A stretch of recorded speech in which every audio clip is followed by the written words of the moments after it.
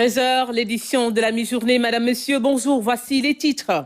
Une délégation de l'agence de crédit à l'export du Royaume-Uni reçue par le chef de l'État. La structure est en relation avec le Sénégal dans le domaine des travaux routiers. La rencontre s'est tenue en marge de la cérémonie d'intronisation du roi Charles III.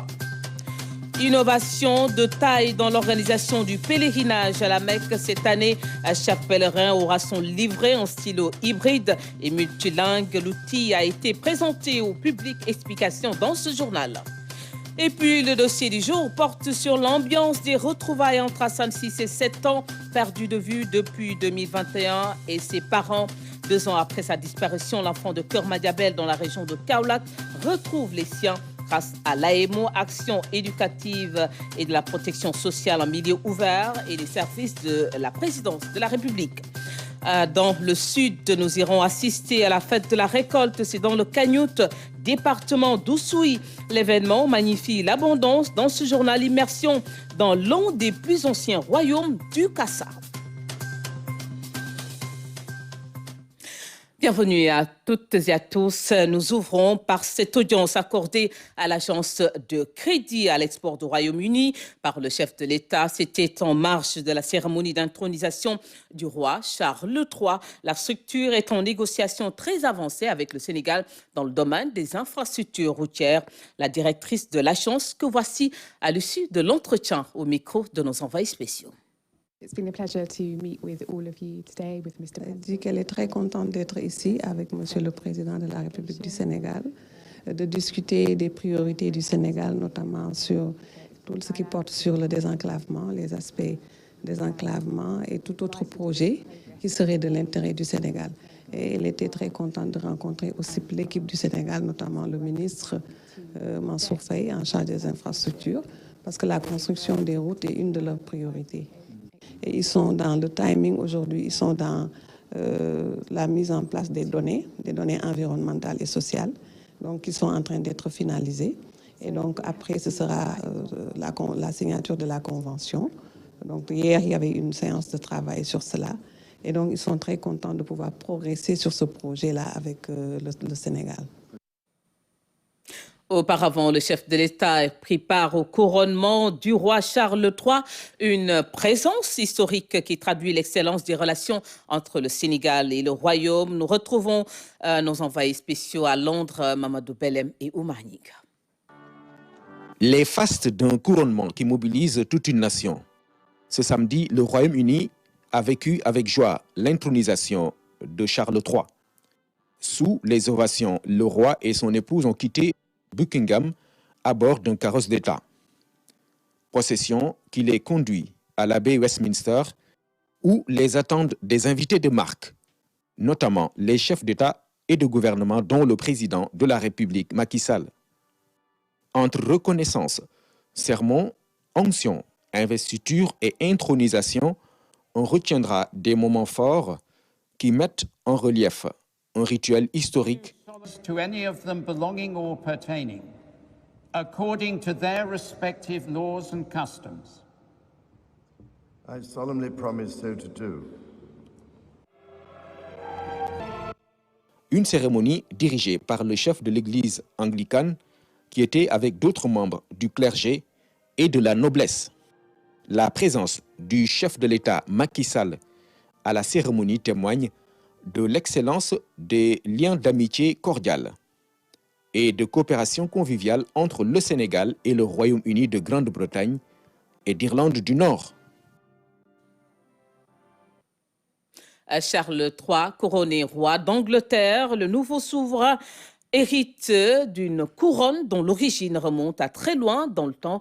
Selon Yankoba Seydi, invité du 20h du 9 septembre 2022, le professeur de civilisation britannique à l'université Cheikh Anta Diop de Dakar revient sur la place de la monarchie britannique dans la société anglaise. On l'écoute. Il s'agit de l'institution la plus vieille en dehors de l'Église romaine, l'Église catholique. C'est une très vieille institution qui est liée à la tradition. Elle est née il y a très longtemps, on va parler du 8e siècle, donc elle n'a connu qu'une seule interruption avec la guerre civile qui a démarré en 1642. À partir de 1649, lorsque les forces de Oliver Cromwell, qui sont du reste les forces qui sont soutenues par le Parlement, une autre importante institution britannique qui a été inventée aussi par les Britanniques, eh bien, ce Parlement, dont les forces dirigées par Oliver Cromwell ont gagné une victoire, la victoire contre les forces de la couronne, eh bien, ils ont tout simplement mis fin à la royauté en tant qu'institution pour la remplacer par une république. D'accord? Et ça, c'est de 1649 à 1660. Mais pour montrer que les Anglais sont attachés, les Britanniques sont attachés à cette institution, malgré son caractère purement traditionnel, eh bien, la restauration n'avait pas tardé. En 1660, la royauté est revenue, l'institution royale monarchique est revenue. Et cette institution, elle fédère pratiquement tous les Britanniques. Les Irlandais, les relations n'étaient pas bonnes avec les Anglais. On se rappelle presque, on était au bord de la guerre en 1913. Regardez là où elle est morte aujourd'hui à Balmoral, c'est en Écosse. L'Écosse a des velléités de sécession. Elle veut quitter le Royaume-Uni pour aller dans l'Union européenne à cause du Brexit. Donc, mais c'est là qu'elle est morte. Elle est encore beaucoup plus populaire en Écosse que même dans le reste du Royaume-Uni. C'est pour dire que l'institution qu'elle incarne, c'est-à-dire l'institution monarchique, a finalement, et c'est le ciment d'un pays avec des différences. C'est 4 nations dans un pays difficile et qui est un régime unitaire. Ce n'est pas une fédération, c'est un régime unitaire, mais vous n'avez pas l'impression, en tout cas les problèmes qu'on a dans certains pays où il y a des différences, de petites différences qui peuvent s'exprimer pour mettre en péril la vie de la nation. On ne l'a pas simplement parce que nous avons une monarchie qui, depuis la Révolution glorieuse de 1688, a fini d'être ce qu'on appelle une monarchie constitutionnelle. C'est-à-dire le souverain, il va régner, mais il ne gouverne pas. La réalité du pouvoir revient au Premier ministre qui lui-même est élu. Donc la royauté, c'est le ciment qui fédère toutes les nations qui composent le Royaume-Uni. Et il faut pour cela que la personne qui l'incarne soit à la hauteur de la tâche. Et c'est ce qu'Élisabeth a montré. Je ne suis pas sûr que son fils Charles, qui a du reste beaucoup de casseroles, avec beaucoup de scandales, puisse avoir la popularité et surtout l'adhésion populaire, surtout non seulement des Britanniques, mais même du Commonwealth que sa mère a. Le temps le dira, on verra peut-être que quelque chose va changer et que Charles revenir encore dans le cœur des uns et des autres. L'ordre de succession, elle est très simple, elle est différente de ce qu'on voit dans les autres monarchies. Au Royaume-Uni, pour succéder à un monarque, il faut d'accord être de sang royal, ça c'est clair, mais c'est d'abord le fils aîné, celui qui est plus âgé, mais ça ne suffit pas. Vous êtes le plus âgé, mais vous devez en même temps être de la foi protestante. C'est-à-dire que si votre religion n'est pas chrétienne et de surcroît protestante, même si vous avez le sang royal, même si vous êtes l'aîné de la famille, vous ne pouvez pas diriger le Royaume-Uni. Et ce n'est pas seulement valable pour la royauté, mais même pour les postes les plus importants dans le pays, Premier ministre, les grands ministères comme le Chancellor of Exchequer, les affaires. Tous ces grands postes, il faut être protestant. Et ça, c'est justement lié au fait que les guerres religieuses qui avaient éclaté après, disons, le roi Henry VIII, eh bien, on a eu un segment où c'est sa fille Mary Tudor qui avait régné, qui avait ramené le catholicisme dans le pays après que son père a tout de suite mis ça de côté, puisque en Angleterre, la croyance générale, la conviction, c'est que le catholicisme était synonyme d'absence de liberté et d'autoritarisme. Et c'était de l'autoritarisme et ce n'était pas ce qu'il fallait. Quand vous êtes roi ou reine d'Angleterre, vous êtes non seulement roi ou reine, mais en même temps, c'est vous, la foi, vous en êtes le patron. Autrement dit, vous êtes le pape des chrétiens britanniques. Et ça, c'est depuis Henri VIII. Après la loi que le Parlement a passée, qu'on appelle la loi de suprématie en 1534.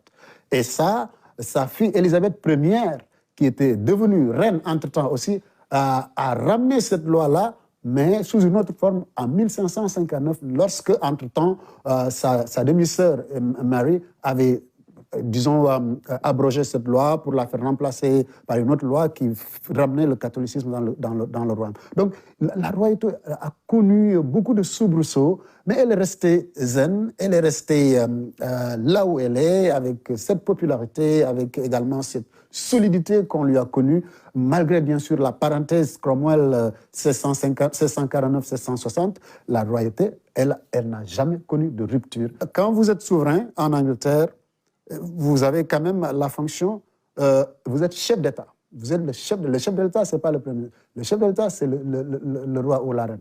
Donc c'est vous qui nommez officiellement le Premier ministre, même si le Premier ministre a beaucoup plus de pouvoir, parce que s'il plaît au Premier ministre, avec sa majorité à la Chambre des communes, il peut décider tout de suite de mettre fin au régime monarchique. D'ailleurs, à un moment donné, on se rappelle tous en 1997, lorsque Tony Blair et les travaillistes avaient gagné l'élection générale contre les conservateurs, ben, il y avait des velléités pour transformer le Royaume-Uni en république.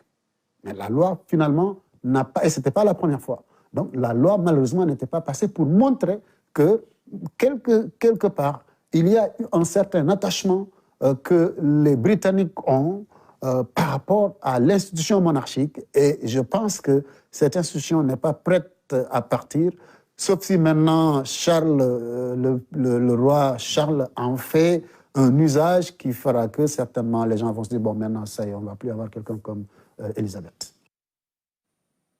L'actualité nationale à présent pour signaler tout d'abord la campagne nationale d'information et de sensibilisation sur l'état civil lancée à Diourbel par le ministre en charge des collectivités territoriales.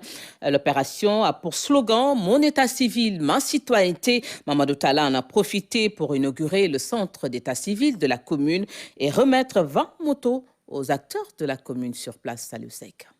Un centre flambant neuf inauguré pour le démarrage de la campagne de sensibilisation sur l'état civil. Ce bijou réalisé dans le cadre du programme NECAL dispose de tous les équipements nécessaires pour la modernisation de l'état civil. Dans le cadre de la modernisation de l'état civil, notre pays, nous avons déjà 52 centres d'état civil en cours de construction, ou de réhabilitation également et d'équipement. Nous avons 5 salles d'archivage, des tribunaux de grande instance, 37 centres d'état civil en système photovoltaïque dans les zones rurales, 65 motos que vous avez vu que j'ai donné tout à l'heure pour faciliter la remontée des cahiers des villages et des quartiers. Nous avons déjà 5 millions d'actes qui sont déjà numérisés. Un vaste programme de renforcement de capacité pour 18 376 acteurs d'état civil. À Diourbel, d'importants travaux de reconstitution et de numérisation sont effectués par l'Agence nationale de l'état civil. La procédure de reconstitution a été longue, parsemée de désagréments et de difficultés pour les usagers, mais cela a également permis à la commune de se placer à l'avant-garde du combat pour la modernisation de l'état civil. Je voudrais demander à l'ensemble des acteurs de poursuivre les efforts de modernisation de l'état civil en prenant une part active aux actions de sensibilisation à l'enregistrement des actes d'état civil. La campagne nationale d'information et de sensibilisation fera le tour du pays. À terme, il est attendu une bonne compréhension de l'importance de l'état civil par les populations. La jeunesse se doit d'enregistrer tous ces faits d'état civil pour permettre au gouvernement de mieux définir ses politiques à l'égard de la jeunesse, pour mieux prendre en compte les besoins de la jeunesse. À tous les jeunes du Sénégal, aux jeunes de la région de Diourbel en particulier, pensez à vous assurer que vos faits d'état civil et ceux de vos proches, épouses, parents, enfants, frères et sœurs sont bien enregistrés auprès de l'état civil. Le ministre Mamadou Talla a profité de cette cérémonie pour remettre à la municipalité de la ville sainte de Touba les actes de création de 5 centres secondaires pour permettre aux populations de disposer facilement des actes d'état civil. Salut, c'est autre ambiance pour aller partager la joie des retrouvailles entre Hassan Cissé, 7 ans, perdu de vue depuis 2021, et ses parents, 2 ans après sa disparition. L'enfant de Keur Madiabel, dans la région de Kaolack, retrouve les siens grâce à l'AEMO, ses actions éducatives et de la protection sociale en milieu ouvert et des services de la présidence de la République. Le dossier du week-end porte la signature d'Ibrahima Ndonga. Un après-midi pas comme les autres, chez la famille Gueye, sa famille d'accueil, où il est en train de vivre ses derniers instants. Vraiment, je ne voulais pas le laisser parce qu'il avait fini par intégrer carrément la famille. C'est pourquoi je n'ai jamais voulu qu'il soit envoyé dans les centres. Il va désormais retourner auprès des siens. Il faut remercier le niveau opérationnel porté par quelqu'un comme Beran Anta, qui est à la tête du comité de suivi des activités de protection de l'enfant. Étant donné que la stratégie nationale de protection de l'enfant, qui est le seul référentiel de politique nationale, va dans le sens de faire de sorte que la coordination soit désagrégée à un niveau politique, à un niveau stratégique, puis à un niveau opérationnel. Mais une question taraude encore les esprits. Comment un enfant de 7 ans a pu effectuer un trajet de plus de 200 km sans aucune assistance? C'est un de mes camarades qui a volé l'argent avant de m'inviter à aller avec lui à Dakar. Sauter de la fenêtre avant de se retrouver définitivement dans les rues de Dakar avec tous les risques. Et c'est grâce à ce jeune que l'enfant a été retrouvé.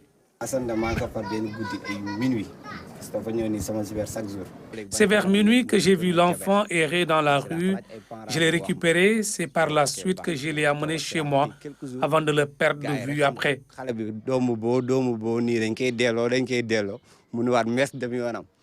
Tout simplement parce que l'enfant avait peur de retourner dans son village natal. Conséquence, il n'hésitait même pas à dormir à la Belle Étoile, à ses risques et périls.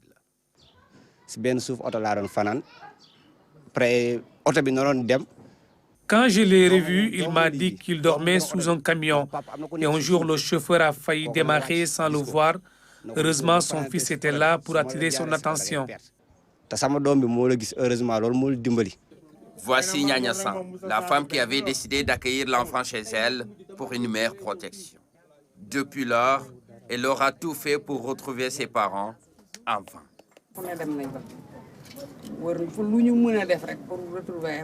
Nous avons tout fait pour retrouver ses parents sans succès. Toutes les démarches nécessaires ont été faites. Alhamdoulilah, cette page est maintenant tournée.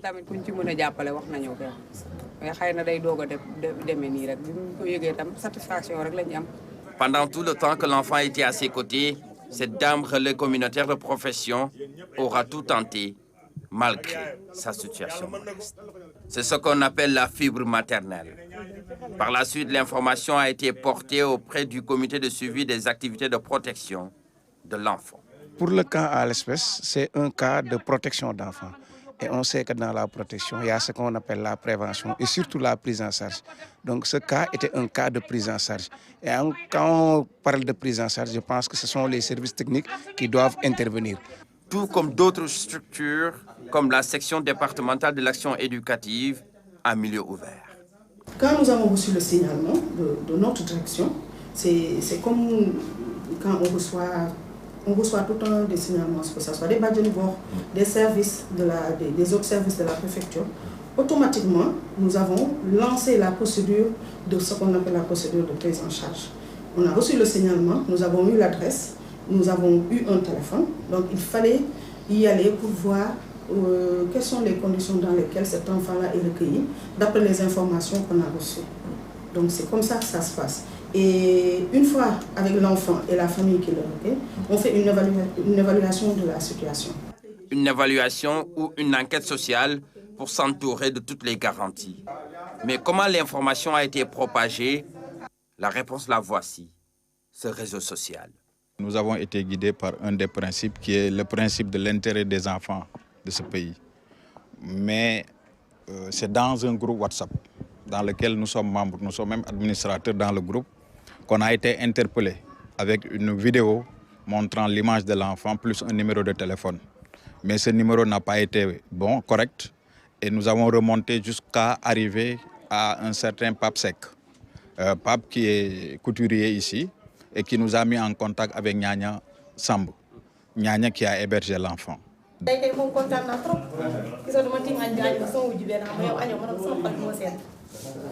Ses vrais parents peuvent désormais afficher le sourire.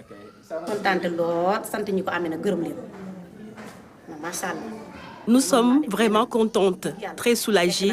Nous remercions tout le monde.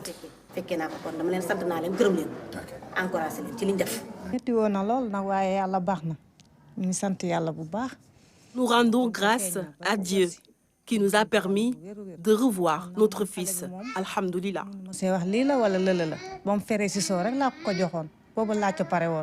Fini donc les nuits blanches et les recherches interminables. Le petit Hassan va retrouver désormais sa famille accompagné par tout un quartier. Même son fidèle compagnon était de la partie. Gagné par l'émotion, difficile pour certains de se contenir. Santé, pneumologie, plus de 500 spécialistes venus du continent et de l'espace francophone se réunissent à Dakar du 5 au 7 mai 2003. À thème de cette édition, les urgences en pneumologie. C'est un reportage de Mamadou Sakine. Partager les innovations en pneumologie ainsi que les expériences en la matière, c'est l'objectif de cette rencontre scientifique internationale regroupant des spécialistes venus du monde entier. Ce congrès va permettre également d'identifier les défis à relever face aux maladies respiratoires. Le thème principal du congrès est les urgences en pneumologie, intéressant les pathologies bronchiques, pulmonaires, pleurales et cardiovasculaires. Ces dernières peuvent intéresser des terrains particuliers ou parfois être liées à l'environnement. En effet, les maladies liées à la pollution touchent particulièrement le système respiratoire. Les principales d'entre elles ont un lourd pouvoir économique qui, non allégé, a une conséquence délétère sur la prise en charge au long cours et lors des situations d'urgence. La recherche et l'éducation dans le domaine respiratoire à travers le monde permettra sans aucun doute de réduire les disparités en matière de santé entre les populations du Nord et du Sud, urbaines ou rurales. Ces maladies telles que l'asthme, la tuberculose ou encore le Covid-19 restent mortelles. En effet, la plupart des pathologies bronchopulmonaires figurent actuellement dans le top 10 des causes de mortalité dans le monde. Les maladies respiratoires, qu'elles soient chroniques, transmissibles ou non transmissibles, peuvent être émaillées dans leur évolution de complications aiguës menaçant le pronostic vital. L'expérience la plus récente est celle de la Covid-19. Il est en outre important d'appliquer les enseignements tirés de nos expériences pour mieux éviter l'interruption des services de base ainsi que d'améliorer le degré de préparation afin de réagir le plus rapidement possible. Pour la survie des malades, les pneumologues donnent leur diagnostic. Je pense qu'on donne un exemple de collaboration pneumologique francophone qui, je crois, doit être de plus en plus, disons, favorisée, parce que c'est comme ça qu'on pourra avancer et que la francophonie, la pneumologie francophone pourra avancer. Et je me suis donné une mission, je suis président pour 2 ans, rendre la pneumologie plus forte et plus visible, car comme notre consoeur nous l'a rappelé, la pneumologie fait partie des premières pathologies qui touchent la population dans le monde. En effet, les urgences de pneumologie sont fréquentes et graves, pouvant mettre en jeu le pronostic vital de nos malades.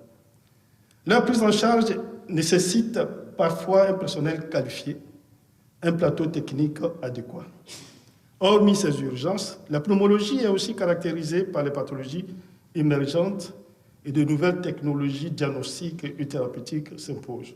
Cette rencontre scientifique organisée pour une première au Sénégal constitue une belle promotion de la spécialité. Le choix de Dakar pour la tenue de cette spécialité est un honneur pour nous, mais également une opportunité que vous nous offrez pour mieux exposer la spécialité, mieux la faire connaître, mieux encourager les jeunes, nos jeunes médecins, étudiants, à à se l'approprier, à faire cette spécialité, parce que les besoins en consultation spécialiste en pneumologie sont de plus en plus exprimés, surtout en région périphérique.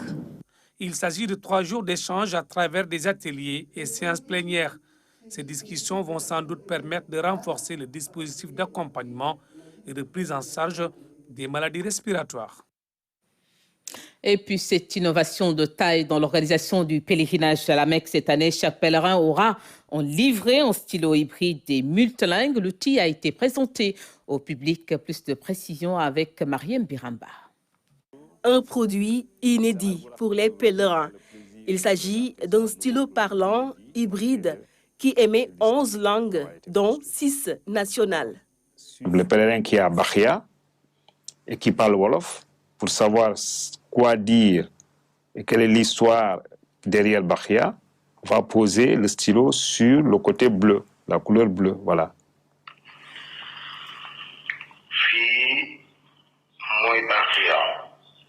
Une innovation sénégalaise, le concepteur Djagila Faye est un ancien contrôleur de la circulation aérienne, juriste en droit des affaires, innovateur en ces temps perdus. Au-delà du pèlerinage, c'est un outil qui peut servir à beaucoup de choses. Mais nous l'avons utilisé pour le moment pour le pèlerinage. L'innovation, je pense, qui permet à tous les pèlerins sénégalais, quelle que soit la langue qu'ils parlent, qu'ils soient alphabétisés ou non, de pouvoir avoir accès à l'information au même titre que les gens alphabétisés. À part cet outil, un autre dispositif d'aide et d'assistance aux pèlerins.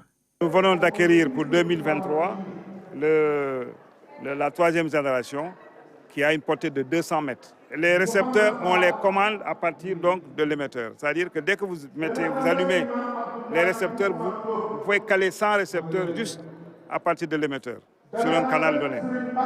Donc, par exemple, si nous avons des pèlerins qui parlent Pulaar, etc., on peut donner un émetteur à un guide qui parle Pulaar, un autre émetteur à celui qui parle Wolof, etc. Et les gens donc peuvent comprendre ce qu'on fait. Un outil qualifié de révolutionnaire, surtout pour ceux qui ont l'habitude d'aller à la Mecque. Avec un stylo et un document, il y a des couleurs qui vous permettent de pouvoir, donc, qui prennent en compte 11 langues, donc, dont le Wolof. Donc il suffit de poser le stylo sur la partie concernée, et vous disposerez de tous les renseignements depuis Médine jusqu'à la Mecque. Et ça, c'est extraordinaire comme innovation. Une première au niveau mondial, selon le concepteur, de quoi magnifier l'expertise sénégalaise. Toujours dans l'actualité nationale, le garde des Sceaux a procédé à l'inauguration officielle du nouveau siège de la Chambre des notaires assise à la rue Amadou Hassan Ndoye, des locaux mis à disposition par l'État du Sénégal. Sédina Alifala. Niché à la rue Amadou Hassan Ndoye, le nouveau siège de la Chambre des notaires du Sénégal dégage fière allure. L'État du Sénégal avait consenti l'autorisation des travaux de transformation et de réaménagement de ces locaux. C'est donc le lieu pour moi de remercier vivement, en mon nom personnel et au nom de toute la Chambre, Son Excellence Monsieur le Président de la République, qui en octobre 2019, lors de notre dernier congrès sous l'égide de l'Union internationale du notariat, avait donné des instructions au ministre de l'Urbanisme et des Finances d'alors, afin de doter notre Chambre d'un siège. Un grand merci à ces autorités pour tous les efforts déployés afin d'honorer les engagements de son Excellence, Monsieur le Président de la République, vis-à-vis de notre corporation. C'est également le lieu de remercier tous les confrères et consoeurs qui, de près ou de loin, n'ont ménagé aucun effort, surtout financier, de par les cotisations qu'ils versent régulièrement pour permettre, entre autres, de financer nos activités et les travaux nécessités par l'érection de ce siège qui devenait une urgence. C'est le ministre de la Justice, garde des Sceaux, qui a solennellement procédé à la coupure du ruban, marquant ainsi l'inauguration de ce nouveau siège de la Chambre des notaires du Sénégal. Ce geste du président de la République exprime vraiment l'importance qu'il attache au notariat et aux notaires du Sénégal. Donc, merci à M. le Président de la République, et cela je le dis au nom de la compagnie judiciaire au nom des gens de justice de façon générale, mais aussi en particulier au nom des notaires, pour qui et au nom de qui je pense que je peux m'exprimer. Un mot de gratitude. Après ce mot de gratitude à l'endroit du président de la République, je vais plutôt dire un mot maintenant de félicitations à la Chambre des notaires. On vous a donné ce bâtiment, mais vous en avez fait un bijou. Un exemple de partenariat public-privé, ce siège permettra aux notaires de Dakar comme des régions de disposer d'un cadre adéquat pour recevoir les clients, mais également recueillir les avis et réclamations. En mot de sport, en basket, Coupe Saint-Michel, l'AS Douane remporte la 48e édition en surclassant l'AS Ville de Dakar à 75-74 en match à suspense. Vous allez le voir dans ce résumé de Fatmata Savané. À une seconde de la fin de la rencontre, le score était à 1 point d'écart. L'AS Ville de Dakar ne réalisera pas l'exploit. Pour une première finale de ce prestigieux trophée Saint-Michel, les jeunes Dakarois s'inclinent devant une équipe de la Douane expérimentée et portée par Jean-Jacques Boissy. Auteur de 28 points dans ce match, il est le meilleur joueur de la finale. On avait besoin de cette victoire parce qu'on doit jouer les playoffs du coup. Avec cette finale, on sera plus confiant et toute l'équipe était ambitieuse et tous. Les coéquipiers m'ont aidé, le coach m'a fait confiance. On met les attaques pour m'aider à être à l'aise, les écrans et les passes du coup. C'est un travail d'équipe et Dieu a fait que je puisse briller aujourd'hui, mais c'est vraiment un travail d'équipe. Un match qui démarre pourtant bien pour l'AS Ville de Dakar qui remporte le premier carton 17-13. À la mi-temps, les douaniers reprennent l'avantage 40-33. Dans le troisième et quatrième carton, le match s'emballe et devient celui des coachs. Le coach Libas Faye et ses hommes repassent devant au troisième carton 56-52. Mais les Gablous enchaînent les attaques et réussissent leur shoot un 11-0 dès les premières minutes du quatrième carton. Les douaniers remportent la partie à 1 point d'écart. Une victoire, ça se construit de la première et la dernière seconde. Nous savions que nous aurons un match très difficile avec cette équipe de l'AS Ville de Dakar qui sont en nette progression depuis pratiquement 5 ans. Il va falloir compter sur eux. Mais nous avons fait beaucoup de débauches d'énergie en les obligeant de prendre des décisions immédiates et individuelles pour pouvoir bénéficier de ces pertes de balles et aller marquer des paniers faciles. La Ligue de Dakar se félicite. La première satisfaction, c'est d'abord le fair play, parce qu'en fait, on avait pour défi majeur avec les supporters des deux équipes pour jouer une finale dans le fair play. Je pense que ça a été le cas. J'en profite justement pour féliciter les supporters de l'AS Ville de Dakar, les supporters de l'AS Douane et aussi les acteurs qui nous ont gratifiés d'une belle fête. Et je pense que vraiment, c'est le basket dakarois qui gagne. Un 5e trophée Saint-Michel qui marque la dynamique de victoire des Gablous qui vont à l'assaut de la prochaine Basket Africa League. Un autre défi pour les hommes de Pabi Gueye.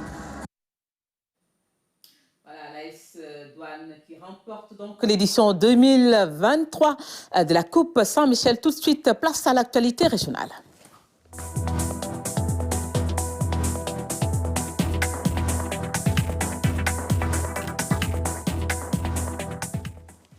Voilà, l'actualité régionale nous mène tout d'abord dans le centre pour signaler à cette visite de travail à Taïba et Niassène dans le département de Nioro à l'unité de transformation des femmes et de la centrale électrique de Kawon par le ministre de l'économie, du plan et de la coopération. Objectif, évaluer les projets déroulés sur place. On fait tout de suite le point avec Claire Diop.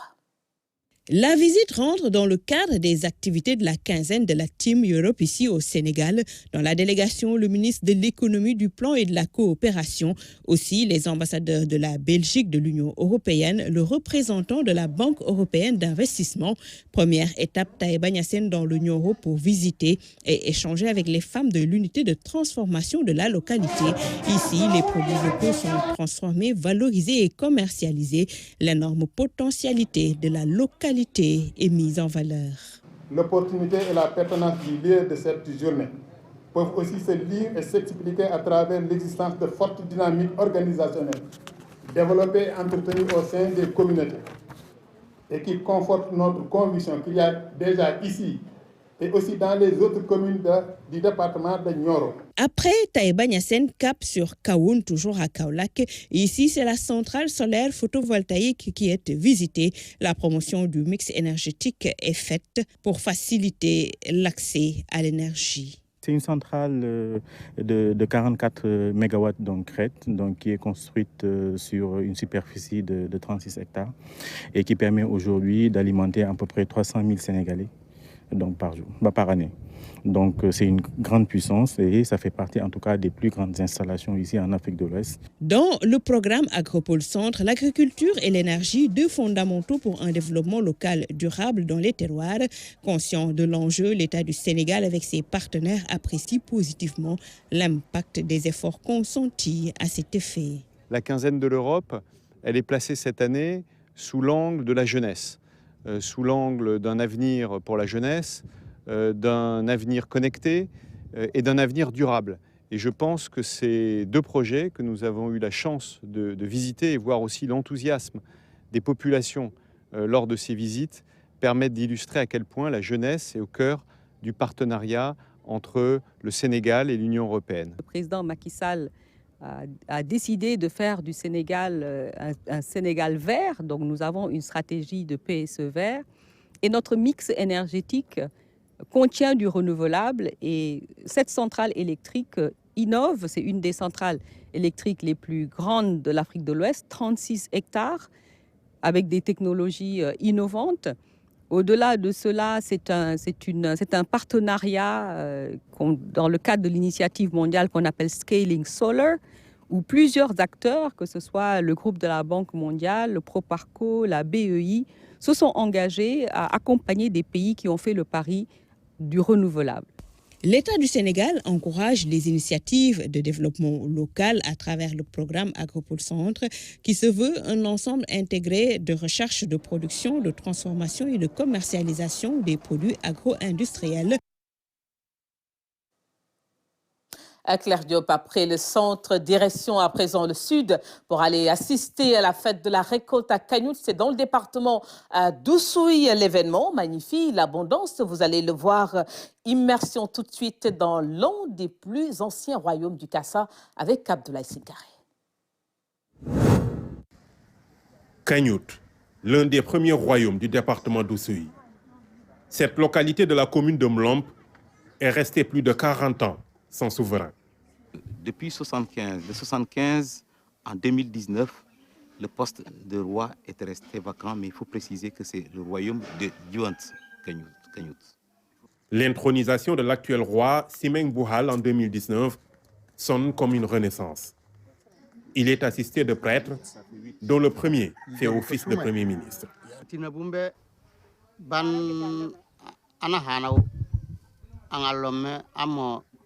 Simeng Bouhal Boutinom Pio Pio du Boujimi Njomom Ehasot Bale Nandi Jome Body Hase Boutino Bubu Jolume Mujimo Injale Ingabo Di Ngabo Don Di Ngabomo Kongondo Tanotan.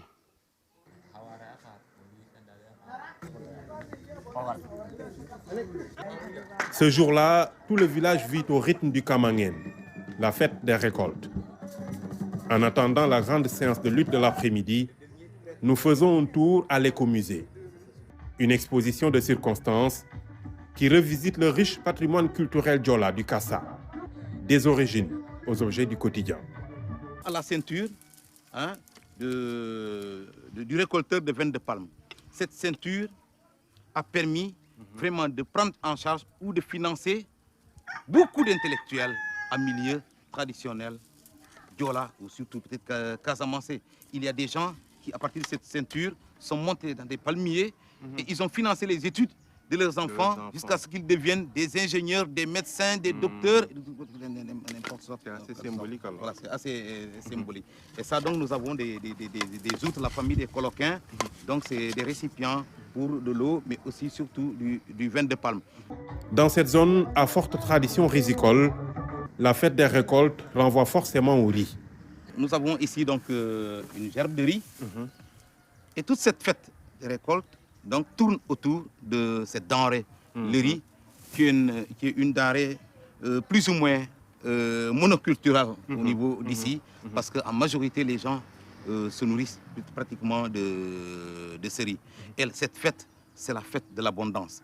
C'est la fête de la faim, je veux dire. De la fin des travaux champêtres. Des travaux champêtres, mais aussi c'est une victoire de l'abondance contre la faim. Donc c'est ça la fête des récoltes. Et ça symbolise en même temps le nouvel an dans le calendrier traditionnel Diola. Le riz pour symboliser l'abondance, mais aussi pour raconter et reconstituer des pans entiers de l'histoire de la zone. Au départ, on ne pilait pas. Au départ, les gens se contentaient seulement de faire une buisson de fusion et de boire l'eau. Parce qu'il y avait une certaine odeur, il y avait une certaine force nutritive. Mais lors d'une captivité avec les guerres intertribales en un certain moment, il y a une femme qui leur a dit que non, ça se pile. Et elle s'est fait sculpter un mortier, elle a pilé et c'est elle qui a été à l'origine de la première cuisson de riz. Au milieu de ces objets, la queue du taureau garde une place de choix. Elle est synonyme de richesse. Ici, nous avons la queue du bœuf, du taureau, qui est assez symbolique parce qu'il est symbole de richesse. Ici, à part le riz, s'il faut vraiment s'exalter d'une richesse, ce sont les bœufs. Et c'est un honneur que quelqu'un ou une femme prenne la queue du poisson, du taureau, pour l'exalter dans des cérémonies.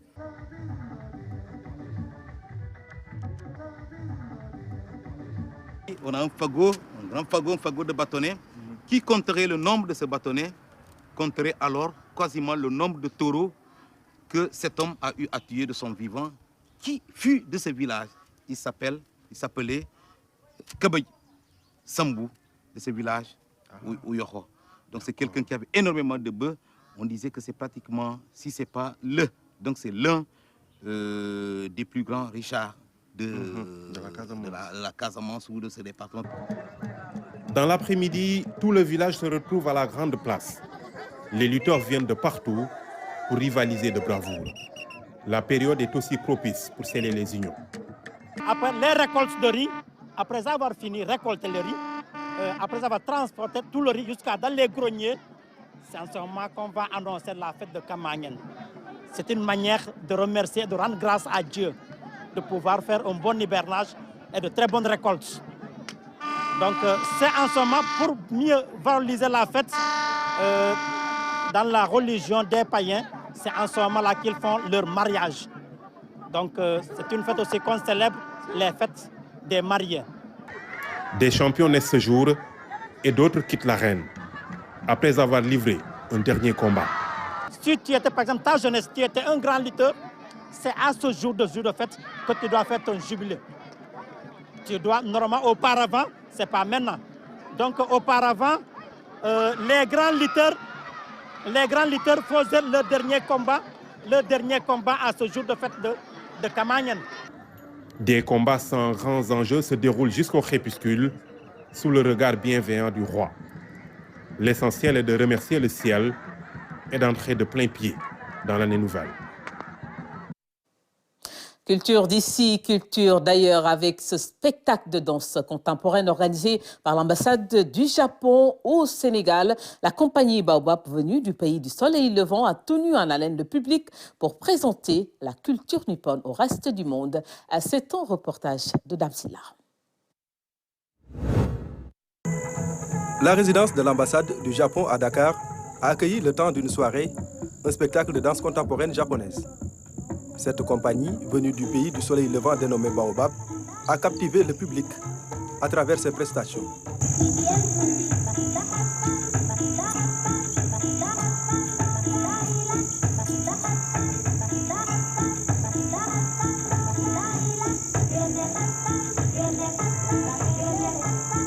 Cette activité entre dans le cadre du Festival des rythmes et formes du monde.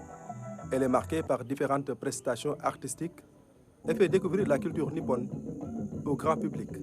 Le titre, c'est le cadre qui dit. C'est la danse conduite par M. Wataru Kitao, un chorégraphe danseur talentueux basé à Tokyo.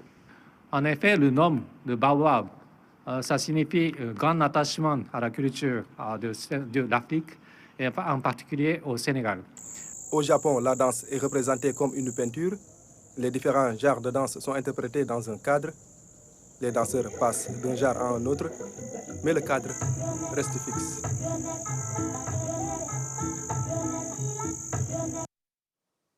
Voilà, la culture nippone présentée au reste du monde est restée justement avec nous dans un instant. La version Wolof du journal télévisé présentée par Cher Bambagay. Bonne et belle après-midi à tous.